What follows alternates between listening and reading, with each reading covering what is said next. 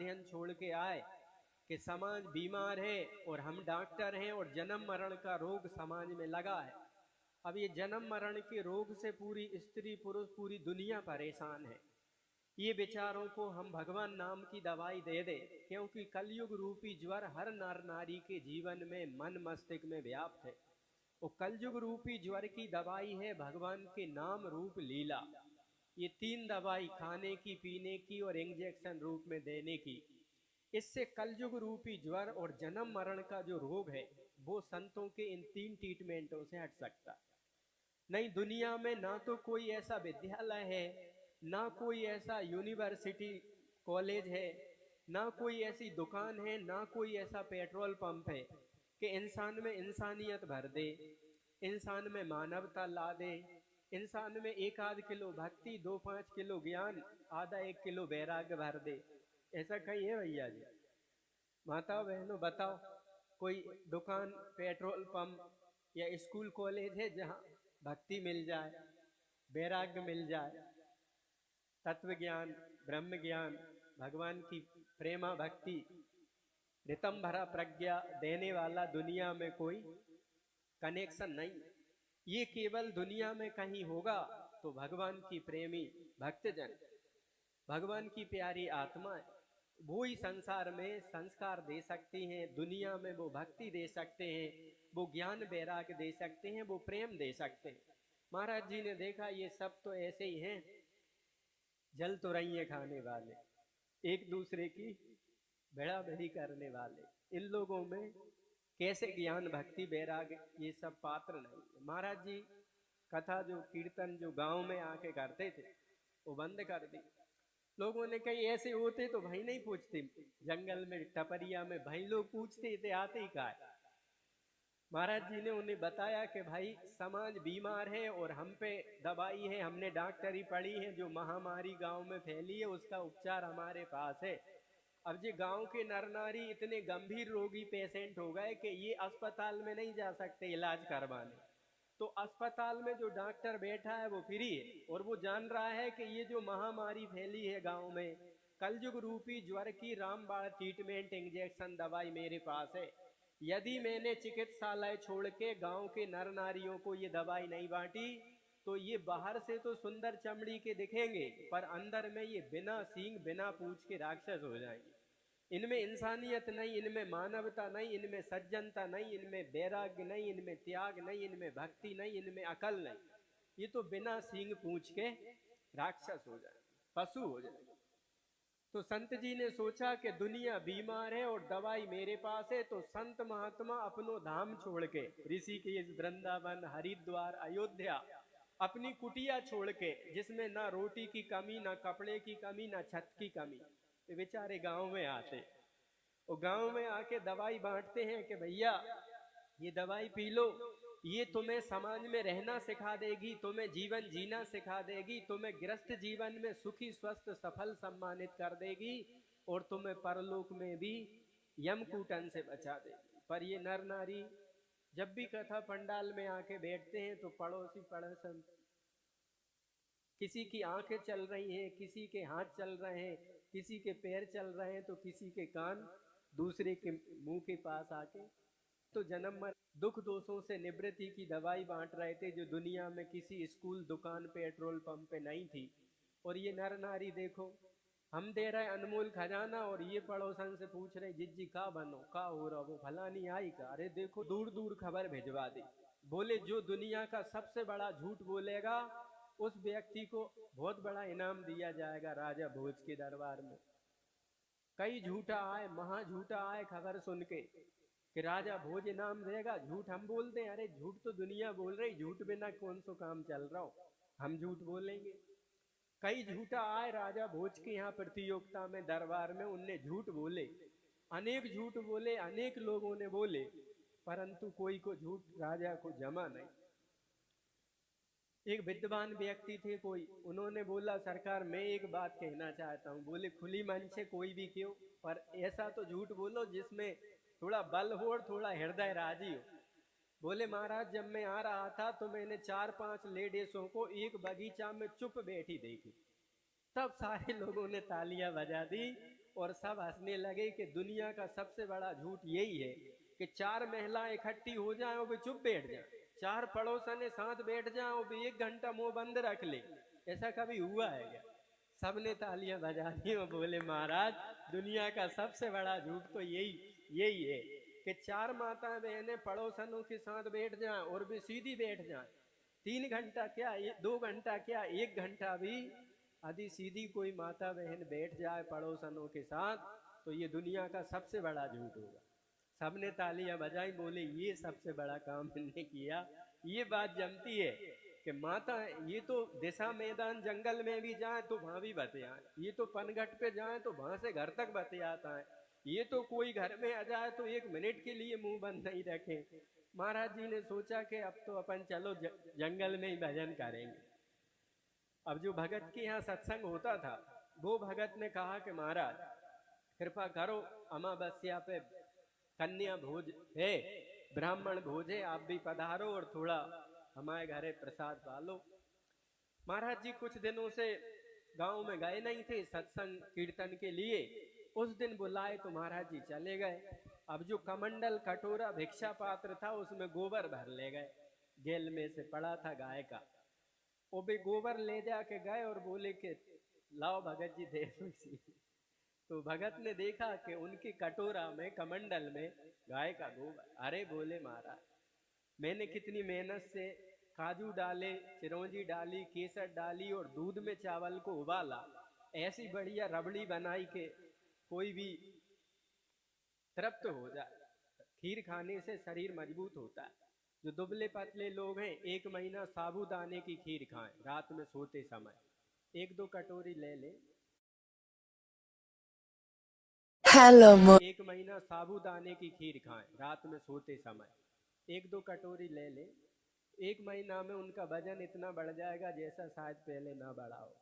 बोले महाराज बहुत महंगी खीर केसर डाल के बनाई है, आप ये गोबर में आप दरबार लाओ, कमंडल दो, मैं इस गोबर को फेंकूं, साफ करूं और फिर खीर भर दूं, महाराज भिक्षा हो जाए। महाराज बोले जैसे तुम्हें ये गोबर लग रहा है कि गोबर में खीर कैसे मिला है, वैसे ही हमें ये लगता है कि ये कामी क्रोधी लोभी लालची मोही उपद्रवी बातोनी लोग जो सत्संगे नहीं समझे, कथा कीर्तने नहीं समझे, इन लोगों को कैसे मैं आके कुटी छोड़ के सत्संग और भजन करूं। इसलिए मैंने कथा जा गांव में करवो बंद ही कर दी कि भैया तुम सुनो नहीं, बैठो नहीं, मानो नहीं, देखो ही नहीं। तुम्हारे पाप इतने हैं कि तुलसी पूर्व के पाप से हरी चर्चा ना सुहाए, जैसे बुखार के जोर से भूख विदा हो जाए। बुखार जिसे होता है उसे भोजन कड़वा लगता, रोटी उसे अच्छी नहीं लगती। वैसे ही सज्जनों माताओं बहनों ये बात देखते हैं, लाइव में भी देखते हैं। और कथा कीर्तन जिस गांव में नहीं, संत नहीं है मेहमान, उन गांवों में जम डेरा देते सांझ पड़त शमशान। जिन गांवों में 6 महीने में, साल भर में, 3 महीने में संत नहीं आते, कौन संत? गांजे वाले नहीं, बीड़ी वाले नहीं, चिलम वाले नहीं, मंगता भिखारी उगाई वाले नहीं, बेसंत सुन मन उन संतों की वाणी, करत है चोट कलेजे भीतर चमका दे जिंदगानी, सुनो मन उन संतों की वाणी।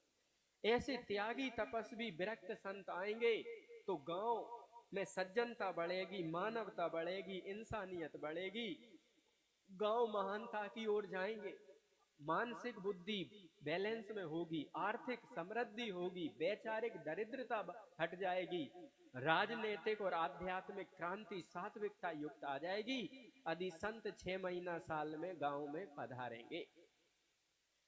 और संत नहीं आएंगे गांव में, ऐसे ही पंडाल में बातें करेंगे और मंकी ब्रांड होकर के बैठेंगे। मंकी ब्रांड समझा? तो ये थोड़ा अंग्रेजी शब्द है, मंकी कहते हैं बंदर को। बंदर बंदर ये बैठेंगे पंडाल में और लगे खुजाबो, लगे पांव हाथ हिलावो, लगे गर्दन हिलावो, लगे पड़ोसन के कान में निरालो सत्संग धांस रहे, इतने चल रहा वो कम है और दे रहे बगल में कान में मुंह लगा के। ऐसा होगा तो क्या होगा? कथा कीर्तन जिस गांव में नहीं और संत नहीं है मेहमान, उन गांव में जम डेरा देते सांझ पड़त शमशान। जिन गांव में 6 महीना में, साल भर में संत नहीं आते, कथा कीर्तन नहीं होता, वहां के नर नारी ऊपर से तो समृद्ध, खेती वाले, गाड़ी वाले, बढ़िया मकान वाले दिखते हैं, पर हृदय में उनकी इतनी अशांति की आगी जल रही होती है कि कुम्हार का अवा दबता है ना भैया जी, जान देखो है अवा, वो भट्टी पकाते, ईंटें पकाते, बर्तन पकाते, उसमें इतनी ताप होता है कि वे कच्ची मिट्टी के बर्तन भी लोहे जैसे ईंटें बन जाती। कच्ची ईंट लोहे जैसी बना दी, किसी को मार दो तो उसका भी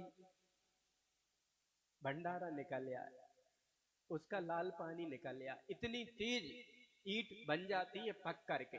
वैसे ही उनके हृदय पक रहे होते हैं राग से, द्वेष से, बेमनस्ता से, विषय भोगों से, निंदा से, चुगली से, परचर्चा से, उपद्रव से उनके दिल भरे रहते हैं। कथा कीर्तन जिन गांव में नहीं और संत नहीं है मेहमान, उन गांव में जम डेरा दीना सांझ पड़त शमशान। ये बेचारे जो गुटखा खा रहे हैं, ये बेचारे जो बीड़ी पी रहे हैं, ये लोग जो रात में सिसिया के बिना उनकी थकान नहीं जाती, ये बेचारे पहले नहीं पीते थे, कुछ साल पहले बचपन में नहीं पीते थे, इस शरीर के पहले नहीं पी रहे थे और इस शरीर के बाद में भी नहीं मिलेगी ये जो सिसिया वाइन, जिसको अपन एल्कोहल भी कहते हैं, दारू भी कहते हैं। ये बेचारे क्यों गुटखा, बीड़ी और चिलम और दारू लेने लगे? आत्मा भजन की भूखी है, आत्मा सत्संग की प्यासी है। ठाकुर जी का ईश्वर अंश जीव अविनाशी, चेतन अमल सहज सुख राशि है। माँ में वांसो जीव लोके, जीव भूता सनातना है। ये परमात्मा के सनातन सपूत स्त्री पुरुष हैं। इन विचारों को भगवत भक्ति का रस नहीं मिला, इन विचारों को हरि नाम की प्यालियां नहीं मिली, तो जाम पर जाम पीने से क्या फायदा। रात बीती सुबह तो उतर जाएगी, हरि नाम की, हरि कथा की, सत्संग की प्यालियां पी लिए तो सारी जिंदगी सुधर जाएगी, सारी जिंदगी संभल जाएगी। तो ये जो गुटखा खा रहा है, बीड़ी पी रहा है और दारू पी रहे हैं, ये बेचारे, इनको भगवान की भक्ति का रस नहीं मिला, भगवान का भजन का भोजन और कथा सत्संग का पानी नहीं मिला, और आत्मा कई जन्मों की प्यासी। शास्त्रों में लिखा है 200 करोड़ साल बीतने पर एक बार हर जीवात्मा को मनुष्य तन मिलता है।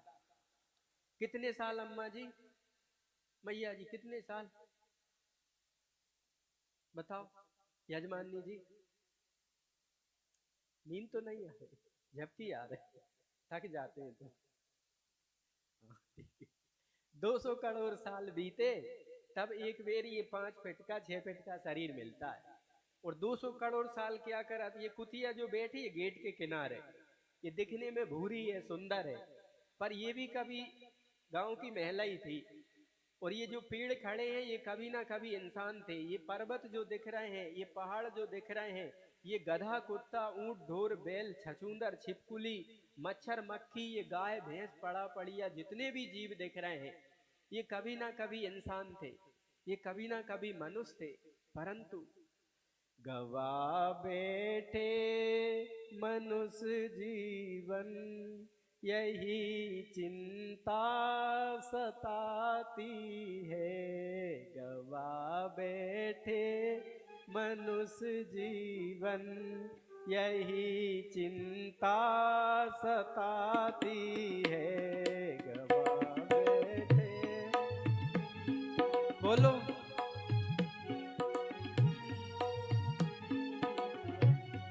गवा बैठे मनुष्य जीवन, यही चिंता सताती है। गवा बैठे मनुष्य जीवन, यही चिंता सताती है।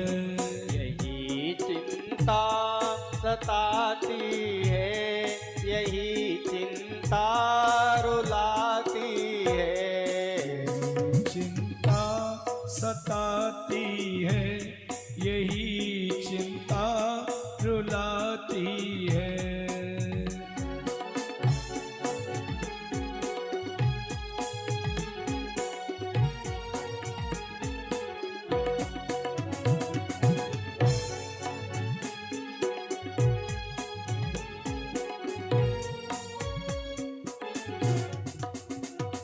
सदा हम मन की करते थे, नहीं संतों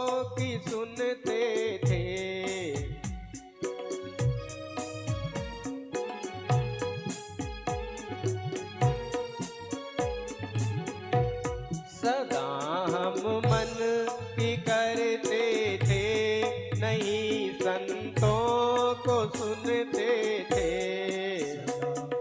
मन की करते थे, नहीं संतों की सुनते थे।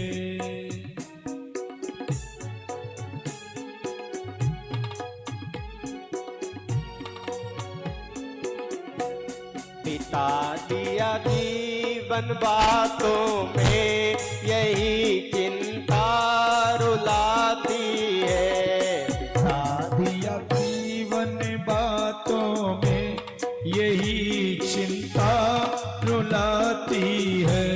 गवा बैठे मनुष्य जीवन, यही चिंता सताती है। गवा बैठे मनुष्य जीवन, यही चिंता सताती है।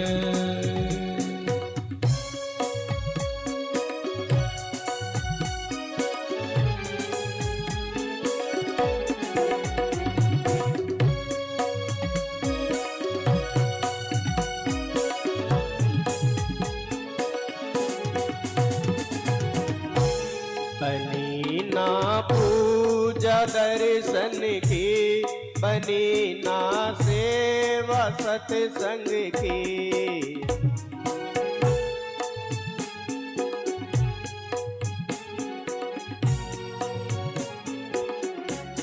बनी ना सेवा सत्संग की, बनी ना पूजा दर्शन की।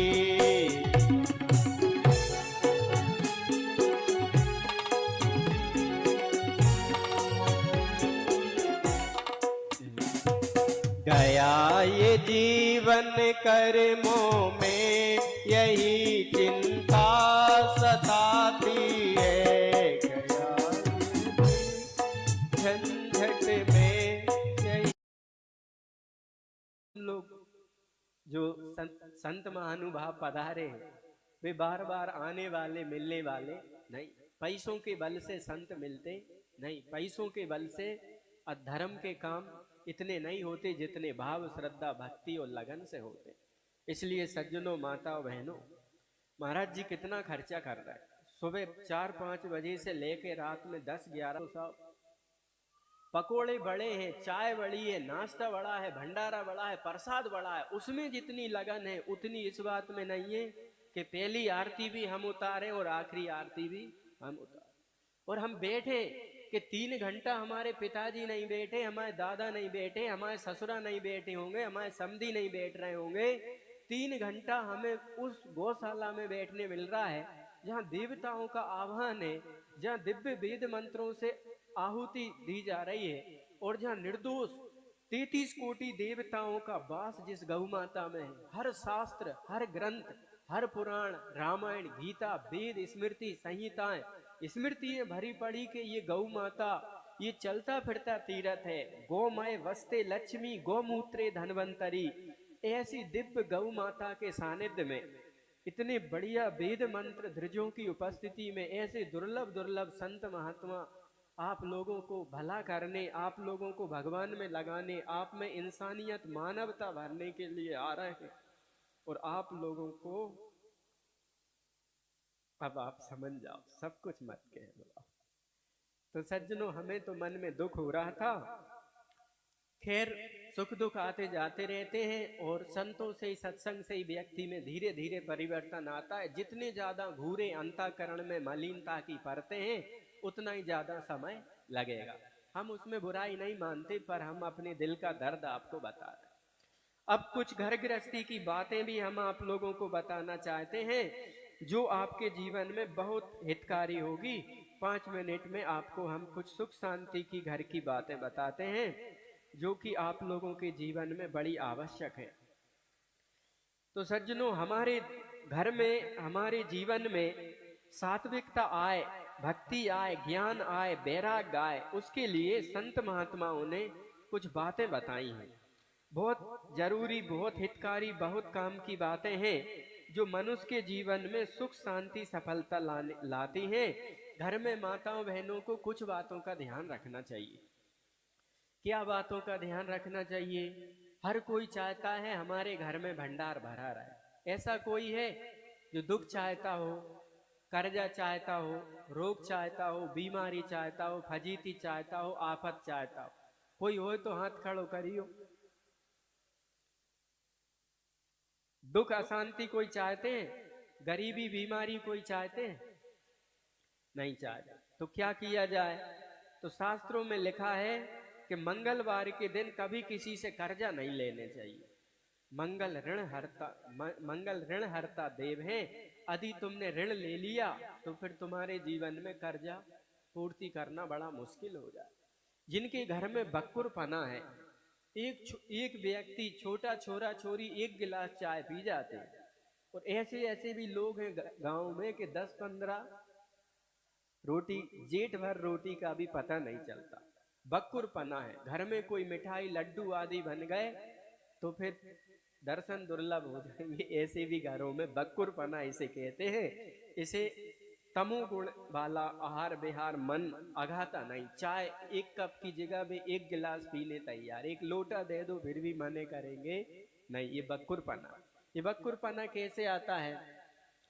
यदि हम भोजन कर रहे हैं और सिर खुजा रहे हैं, भोजन कर रहे हैं और खाते जा रहे हैं और परसते जा रहे हैं, और चूल्हे चौकई में बैठ के भोजन कर रहे हैं, झूठे मुंह पानी पी रहे हैं, झूठे मुंह भोजन परोस रहे हैं, खाते और सिर खुजाते जा रहे हैं, और माताएं बहनें रसोई घर में पवित्रता का ध्यान नहीं रख रही हैं, तो उससे क्या होता है कि लक्ष्मी की बड़ी बहन है दरिद्रता। कभी समय मिला तो दरिद्रता दान दक्षिणा के विषय में भी थोड़ी चर्चा करेंगे। तो दरिद्रता उनके जीवन में आ जाती है जिनकी घर की माताएं बहनें कुछ सावधानी नहीं रखती। पहली सावधानी क्या? कि अपने किवाड़ सूर्योदय के पहले खुल जाएं, और झाड़ू यदि सूर्योदय के पहले लग जाए या 8 बजे तक लग जाए, नहाने के पहले लग जाए तो बहुत बढ़िया। घर में उरेन डल जाए, किवाड़ खुले, सूर्य उगने से पहले माताएं गाय के गोबर मूत्र को घोर के अपने गेट के पास, देरी के पास थोड़ा सा लीपण कर दें, तो गोमय वसते लक्ष्मी। लक्ष्मी माता गोबर में आके बसी थी। जब देवताओं में, दैत्यों में युद्ध हुआ तब देवता गाय के शरीर में आके आश्रय पाए थे कुछ समय के लिए। लक्ष्मी जी लेट आई तो गौ माता ने कहा गोबर में रह जाओ, और ये गंगा जी लेट आई तो गोमूत्र में बस गई। तो माता बहनें सुबह अपने दरवाजे पे गोबर गोमूत्र को उरेन डालें। शाम के माताएं बहनें यदि दिया रख दे भगवान के यहाँ, तुलसी के यहाँ, पीपल के यहाँ, भगवान के मंदिर में, तो दीप दान का बड़ा महत्व है। जो दीपक तुलसी को, भगवान के मंदिर को, पीपल को रखते हैं उनको बहुत सारे लाभ होते हैं। भाई लोग भी यदि दीपक जलाएं मंदिरों में जाके, फूल बत्ती, बड़ा हितकारी। रात में कपड़ा रात भर डरे नहीं रखने चाहिए छत पे। कुछ लोगों के घरों में ऐसा देखने मिलता है कि रात ना दिन सुबेरे नहा के कपड़े डाल दिए आंगन में या छत पर, तो दूसरे दिन ही उठाएंगे स्नान करते समय। यदि अपन रात भर कपड़े बाहर सुखाते हैं, कपड़े फैले हैं, और भोजन, जूठन, झाड़ू की धूल, रसोई घर में जूठे बर्तन और झरे बिना चूल्हा चौका साफ नहीं है, तो वह घर में दरिद्रता, अशांति और मलिनता व्याप्ति है। कपड़े जो रात में पड़े थे, नेगेटिविटी जो राक्षसी बेला आती है रात्रि में, तो मलिन आवा ओरा, मलिन एनर्जी कपड़ों में आ जाती है। वो कपड़े धारण पहनने ओढ़ने वाले व्यक्तियों के जीवन में, अंतःकरण में मलिनता छाती रहती। तो प्रयास ये करना चाहिए कि रात भर कपड़े बादल के खुले आकाश में नहीं रहने चाहिए। रात में जूठन, अपने रसोई घर में झाड़ू सफाई किए बिना, झाड़ू बर्तनों को रसोई से बाहर किए बिना रहना नहीं चाहिए। रात में हो सके तो 24 घंटे 12 महीने एक आध घड़ा भर के, गगरा, कसेड़ी, बाल्टी भर के रसोई घर में रखो। रसोई घर, गृह मंत्री माताएं बहनें रसोई की, और रसोई घर ये घर का संचालन होता है, अन्नपूर्णा मैया का भंडार होता है। तो माताएं बहनें ये बात का ध्यान रखें। महीने में जिन दिनों माताएं बहनें स्नान नहीं करती, अशुद्ध अवस्था में रहती है, उन दिनों माताओं बहनों को रसोई में जाने से, पानी में हाथ लगा के और भोजन में हाथ लगावे से बचने चाहिए। वैज्ञानिकों ने रिसर्च किया है, जो माताएं बहनें अशुद्ध अवस्था में भोजन पानी में हाथ डालती हैं पति को, भैया को स्पर्श करती हैं, उनकी बुद्धि विचारों की पशु छाप हो जाती है। बाहर से तो 5 फीट के तगड़े इंसान देखते हैं, पर उनमें सतबुद्धि नहीं रहती, पशु ढोर हो जाते हैं। जो माता बहनें अशुद्ध अवस्था में भोजन खिला दें, पति को, भाई को, जवान युवक युवतियों को स्पर्श कर दें, तो उनको उसका दोष लगता है। वैज्ञानिकों ने सोचा कि मनु महाराज ने ये बात क्यों लिखी, माताओं बहनों से ही तो संत महात्मा सब बन रहे हैं। तो उनने रिसर्च किया। जो माताएं बहनें स्नान नहीं किए थी कुछ दिन, उनको अचार की फैक्ट्री में ले गए। अचार पे उन माताओं बहनों की दृष्टि पड़ी और छाया पड़ी, तो अचार में कीड़े लग गए।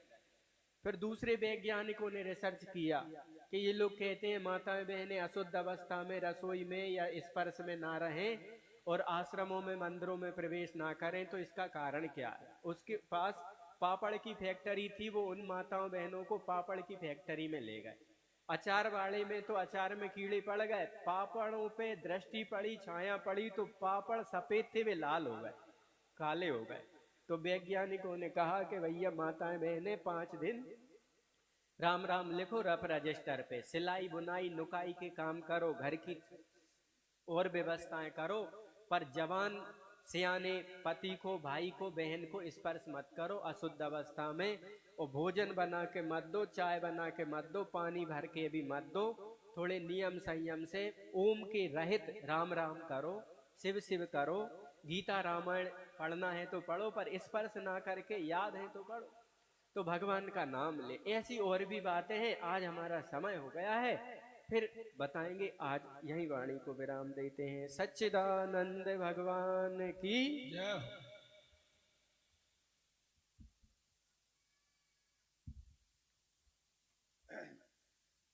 राम राम राम राम। बोलिए सियावर रामचंद्र भगवान की जय हो। मोर मुकुट बंसी वाले की जय हो। उमापति महादेव की जय हो। पवन सुत हनुमान जी महाराज की जय हो। सब संतन की जय हो। गौ माता की जय हो। हर हर महादेव। वसुदेव सुतं देवं कंसचाणूरमर्दनं देवकी परमानंदं कृष्णं वन्दे।